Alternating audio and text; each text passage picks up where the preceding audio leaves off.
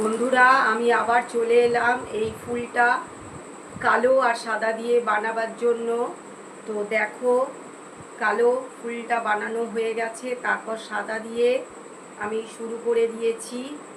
সাদা উল দিয়ে এর উপর দিয়ে সাদা উলের গোল পুরো ঘুরবে। তো সামনে প্রথমে উল দিয়ে, ভিতরে আবার সামনে উল দেব, দিয়ে এই ওপর দিয়ে তিনটে থেকে দুটো থেকে একটা, এইভাবে আমি সমানে বুনে যাব এই গোলটা।